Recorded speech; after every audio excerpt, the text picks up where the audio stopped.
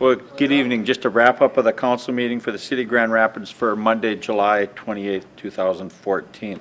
One thing that I would like to just touch on that was brought up by Councilmember Sanderson is on August 1st from 4 to 7 at the library. There's going to be a presentation on why treaties matter. So if you're interested in that, you should go over to the library, and that will start at about 4:15. Also, Councilmember Christie talked about property tax refund forms. So if you're looking at filing property tax refund form on your homes, get that in. You've got until August 15th, so literally only about 2 weeks left. It might be a small rebate, it might be a large rebate, but at least it's an opportunity to get a rebate or at least have it looked at from a rebate standpoint. A couple of things on the consent agenda is, remember from our discussion 2 weeks ago, we're looking at extending at least for 1 year our contract services with HLB Towges Redpath for our auditing services for 2014. So we extended that contract tonight. We also adopted a resolution accepting $615,552 grant from DEED for Small Cities Development Program.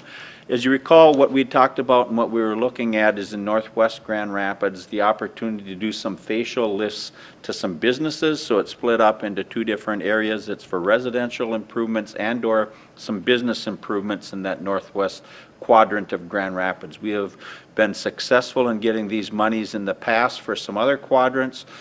So if you're out there and you're in that northwest quadrant, please check in with City Hall to find out if you definitely fall within the framework of the outline that they were looking at, and there may be an opportunity to do a facelift or to a business and or your home. A couple of other things under the consent agenda. We accepted a resolution for a grant from Iron Range Resources on residential redevelopment program. And we okayed a change order as we look at the safe routes to school up and around the Murphy School over to the middle school. And we also approved a contract with the Itasca County Housing and Redevelopment Authority for administrative services that's associated with that Small Cities Development Program. Julie Kennedy gave a department head report this evening, touched on the projects. The Crystal Lake project is very close now to being completed. By the end of this week, most of the tar and stuff should be down.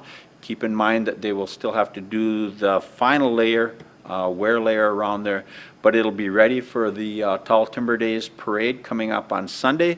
And in 2 weeks, when we get into the middle of August and we're looking at the county fair, that whole project should be completed so that we will eliminate some of the traffic flow congestion problems that we had during the very successful car show and swap meet that was just held Friday, Saturday, and Sunday, that was sponsored and run by the Chamber of Commerce. So thanks, Bud, and all the people that were working out there on that. I heard a lot of positives. A lot of the vendors were very happy being in and stuff. Certainly traffic was an issue, but we managed to work our way through it, and the weather was fairly cooperative for that. We had a couple of change orders as it relates to Crystal Lake Boulevard. We ended up with some very sinky water flowing actually up through. So we did some change orders on 14th Street and on 12th in order to improve those, so that the worst thing you can have is once you've done a project and you got water coming up and a couple of years down the road, you're already seeing, a deterioration of the wear layer and the top surface layer on those road projects. And with this, we're hoping that will be taken care of. We appointed Don Wilson to the firefighter position, Jacob Barsonis to a trainee position. We had Scott Johnson, our interim chief of police, introduced himself to the council, also stepped up to the podium and introduced himself to the greater Grand Rapids area via ICTV. We had two public hearings this evening. One was as we looked about property tax abatement as it relates to work that needs to be done at the arena. It's the roof replacement and the handicap accessibility issues that are out there. Not to exceed 105% or a maximum of $425,000 under that proposal that was passed unanimously.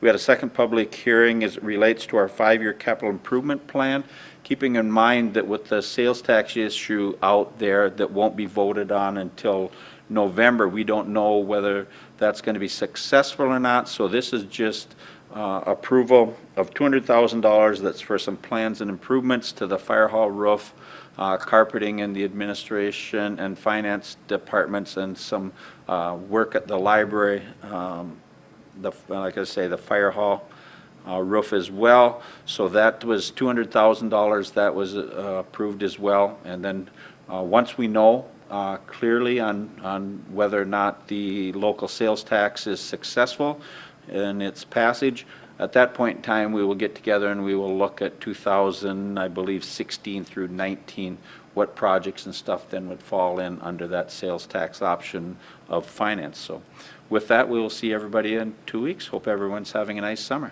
Take care.